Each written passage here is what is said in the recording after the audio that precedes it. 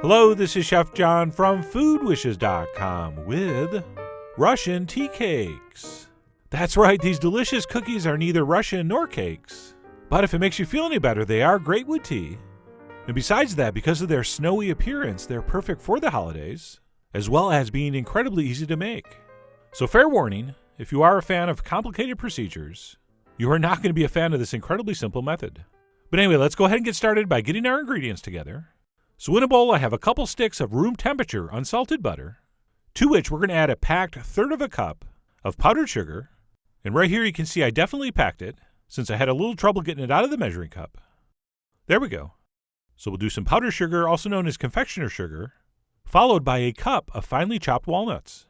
And most recipes don't say to toast the nuts first, but I do like to warm those up in a dry pan over medium heat. I think it makes those walnuts taste a little nuttier. But this is optional and up to you. You are the czar of how nutty your nuts are. But I do like to give mine a little toasting first, after which we'll let those cool before chopping them up. So I'm going to go ahead and add 1 cup of finely chopped, lightly toasted walnuts. And then we'll also need a pinch of salt, as well as a spoon of vanilla extract. And it doesn't matter which one, Mexican, Tahitian, Madagascarian. As long as it's real, I'm cool with it.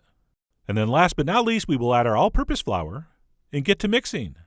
And the technique we're going to use, if you can even call it a technique, is what I call the old dump and clump, which means we just dump everything into a bowl and mix it with our hand until it's just combined and starts to clump up.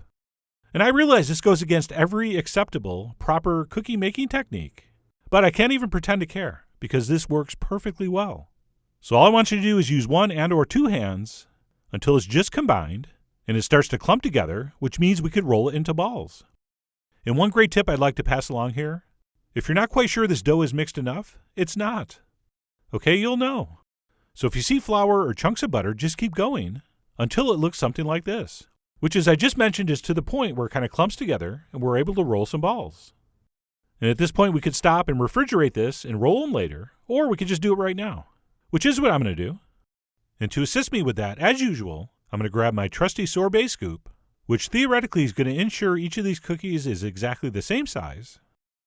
And once we scoop our dough, what we want to do before we place it on our baking sheet is roll it into a nice smooth ball. So I'm going to go ahead and do 1 baking sheet full, which as you can see has been lined with a silicone baking mat. And by the way, these uniformly sized balls is just not for appearance. Much more importantly, it's so they all cook at the same rate. And speaking of cooking, this isn't a dough that really spreads out a lot, but it does a little bit. So make sure these are evenly spaced a couple inches apart. Then once our pan is prepped, we are ready to bake. So at this point, we can transfer those into the center of a 350-degree oven for between 15 and 25 minutes, or until they're lightly golden. And I know that's a big range of time, but I'll explain why on the blog post.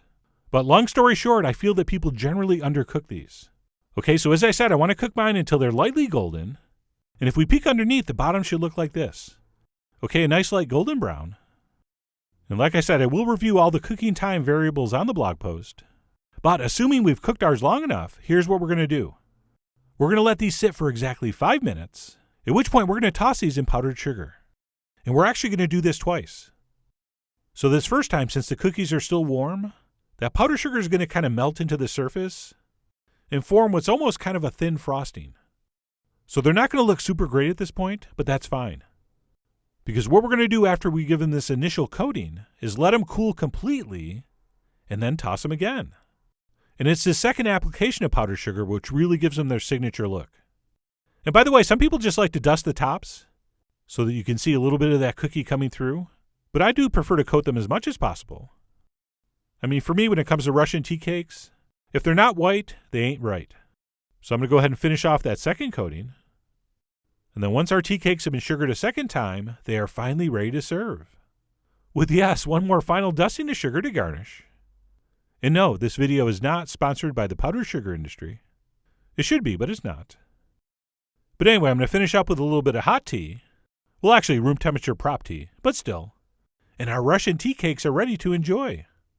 And while the taste is amazing, buttery, nutty, and just sweet enough, what really makes these so great is the texture.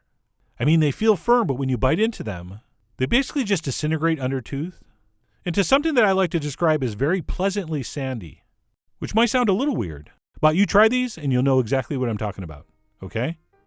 But anyway, that's it. Russian tea cakes. Nobody really knows how they got that name. Although since I do watch a lot of late night movies, I will take a guess and say it had something to do with a Russian mobster.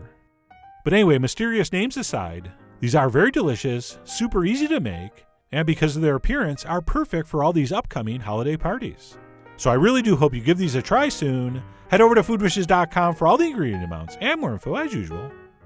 And as always, enjoy.